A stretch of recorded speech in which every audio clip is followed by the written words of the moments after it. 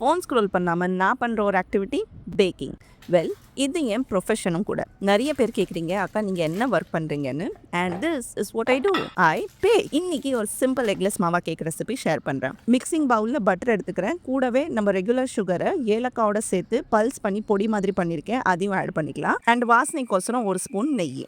இன்னொரு small tip, அந்த butter பேப்பரை தூக்கி போடாதீங்க. அதை உங்கள் கேக் பேனில் தடவி அப்படியே வச்சுக்கோங்க. இது பேக்கிங் பேப்பருக்கு ஒரு ரொம்ப ஈஸியான ரீப்ளேஸ்மெண்ட். கேக் பேனில் ஒட்டாமல் நல்லா வெளியே வந்துடும் பேக் ஆனதுக்கப்புறம். இப்போ ஒரு 7-8 நிமிஷம் பட்டர், சுகர் அண்ட் நெய்யை சேர்த்து நல்லா பீட் பண்ணுங்க. ரொம்ப க்ரீமியாக பட்டரோட கலரே பேல் எல்லோலேருந்து ஒயிட் ஆகணும். க்ரீமி டெக்ஸ்சர் வந்ததுக்கப்புறம் இதில் மாவா சேர்த்து அதையும் ஒரு வாட்டி நல்லா பீட் பண்ணிக்க. அப்புறம் try ingredients and wet ingredients alternate பண்ணி ஆட் பண்ணணும். அதாவது கொஞ்சம் ட்ரை இன்க்ரீடியன்ஸ் மிக்ஸ், கொஞ்சம் பால் மிக்ஸ். ஓவர் மிக்சிங்கை தவிர்க்கிறதுக்கு இது ஒரு நல்ல டெக்னிக். அண்ட் அப்புறம் ஒரு திக்கான பேட்டர் ரெடி ஆகிடும். அதை கேக் பேனில் சேர்த்து மேலே கொஞ்சம் நட்ஸை தூவி விட்டு பேக் பண்ணிங்கன்னா கேக் ரெடி. நான் என் பொண்ணோட பர்த்டேக்கோசரம் பண்ணுறதுனால மேலே ஹோல் ஆல்மண்ட்ஸை வச்சு அவளோட பேர் எழுதுகிறேன். பேக் பண்ணி எடுத்தோன்னா ஒரு rich dense tea style mawa cake ready. இந்த மாதிரி simple easy to make baking recipes வேணும்னா காமெண்ட்டில் ஹார்ட் போடுங்க.